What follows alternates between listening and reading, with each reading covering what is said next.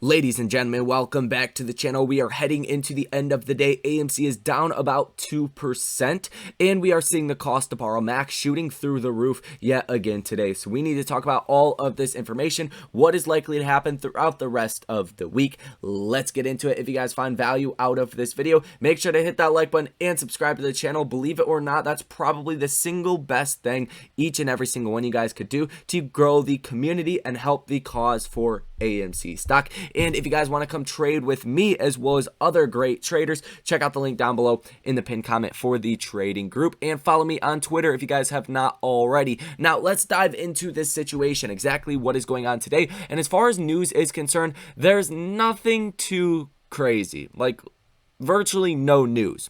It's kind of interesting for a Monday to have such a lack of news. The markets are waiting on the Fed minutes on Wednesday. And obviously, we're expected to get some news about the balance sheet, and that's not priced into the markets. I can firmly say that right now. It's not priced into the markets, the Fed reducing the balance sheet by the next meeting. Now, if that's what comes out on Wednesday, the markets are going to drop dramatically. They're going to have a hissy fit, and people are going to get very fearful very, very quickly. And if they don't come out and say anything on Wednesday about the balance sheet in a substantial way, anything that we don't already know, then the markets will probably rally off of that, because the Fed has been very transparent. So before they do things, they like to tell us, hey, we're about to do this, basically prepare for it, right? They don't like to give us a curveball that we weren't expecting. So if they were going to do this, if they're going to actually reduce the balance sheet by the next meeting, they have to do it this week. And the next meeting is on May 4th at 2 p.m. and that is 4 weeks, 1 day, 23 hours, and 4 minutes away. So they don't have a lot of time left. I don't believe there's too many speakers between now and then, or a chance for them to get that message out before May 4th.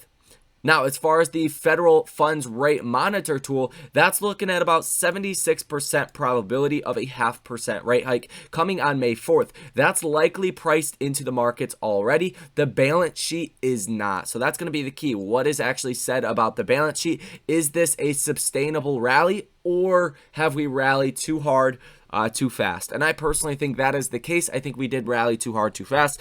And it's really concentrated in a lot of the large cap stocks like Apple, Microsoft, Google, Amazon, Tesla, the stocks that control the broad markets. It's not really in your AMCs. It's not in your Russell 2000 stocks. As you guys already do know, the Russell 2000 is only up 0.18% today, and the NASDAQ is up 1.76%. Why is the NASDAQ up so much? Well, it is because the NASDAQ is mostly controlled by your tech stocks like your Apples, Microsoft, Amazon, Google, Facebook, these stocks that are up a lot today, and that have been up over the past couple of days and couple of weeks. So all in all, I'm not too bullish, let's just say that, on the broad markets for this week. Because of that, the markets are not pricing in this, and Fed Williams said, hey, on Saturday, we're probably going to start reducing the balance sheet by the next meeting, May 4th. So if that happens, just look out in your portfolios. Now, I don't think AMC stock would fall as much as the broad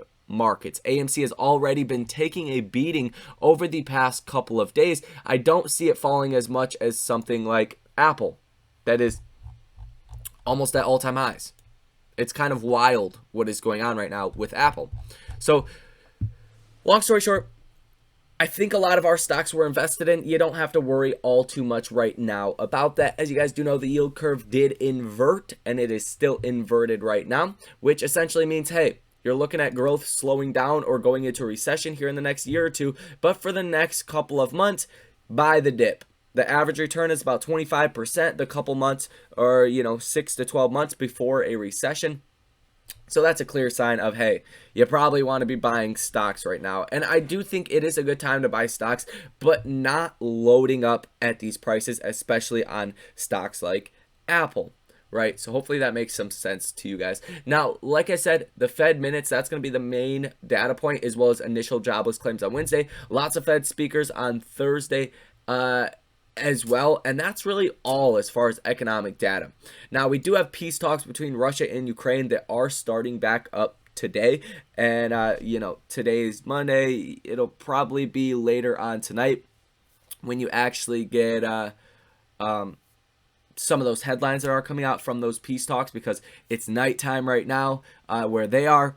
And by the time it's nighttime where we are, it'll be daytime over there, and they will be having those peace discussions. Lavrov, the Russian foreign minister, he said there is hope, but basically don't think it's going to happen, more or less. So we're going to be dominated by those kind of headlines. Be prepared for it. After a rip like this in the markets, I would not be surprised if the markets are down tomorrow. It goes without saying. We've pretty much been going straight up. We're going to take a move back down. I don't know if we're going to go back to those lows that we were at, though. That would be a little bit of a stretch, in my personal opinion, to get back to those 410 lows, 409 lows. I don't think that would happen, but I could definitely see down to, 435, 440 on the SPY. I think that's probably where we should be trading at, given all of the uncertainties that we still have in the markets. But nonetheless, that is basically it as far as the news and data around the broad markets that you need to know. We do have a press secretary hearing from John F. Kirby briefing at 3:30. So that's going to be coming out here in just a minute, and that will likely move the markets. It usually moves the markets down. We'll see exactly what does happen with that. I'm sure the markets will come down a little bit by the end of the day. They kind of have just been tearing all day. Now, as far as AMC is concerned, the cost to borrow number is at 14.39%. Now, what does this imply to you? What does this tell you? The cost to borrow tells you, hey, that's what owners of AMC stock, institutional investors, brokers, anybody with a lot of money that has more information than us, that they want a higher rate to lend out those stocks. So 14.39%, you can imagine that, like, that's what possibly how much we could move up in the near term future. Because if you wouldn't take a 14.39% rate and the utilization is still remaining at 100, that means you're implying a move greater than that here in the next coming days and coming weeks. So I think that's very important to lay out exactly what that means. As far as the short interest of free float, that is 20.8%. Current shares that are sold short of 107.19 million. Like I said, utilization of 100% and days to cover at 2.44. As far as the option activity for the day, that is looking like 32 orders totaling 18.54 million. Positive order value of 74%. Like I've called out in many videos now, you see a lot of option activity for the next couple of months, but as well as on this April 8th, this Friday expiration. Lots of money that is piling into that, and I think that is a pretty clear sign that you are likely to move back up throughout this week. Even if the markets do come down dramatically certain days, I think that volatility is certainly not going to go away anytime soon. Now, as far as AMC is actually concerned, Apple is popping right now. As far as AMC is actually concerned, let's go ahead and take a look at the technicals here. The technical picture for AMC stock is not looking the greatest. We broke out of this wedge. This bull flag was not recognized. If we come down to 21, that's where I would expect to see a big bounce, or possibly tomorrow. We've just been falling over the last 4 or 5 trading days now, and you don't just go up or straight down. You do get those bounces in between here and there. Nonetheless, volume is down dramatically. It's only at 43.3 million shares that are trading hands so far. We're at the end of the day, so I don't expect anything too crazy to change as far as any of this data is concerned, especially not the volume.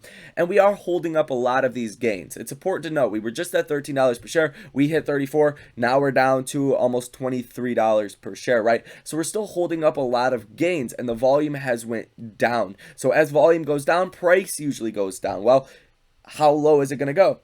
It's not going back down to 13. I don't think it's going under 21. If that's the case, volume will come back, and you will see that move to the upside again. And I think we're going to break out above $30 per share, find a little bit of resistance, and then find that as a solid support level after that.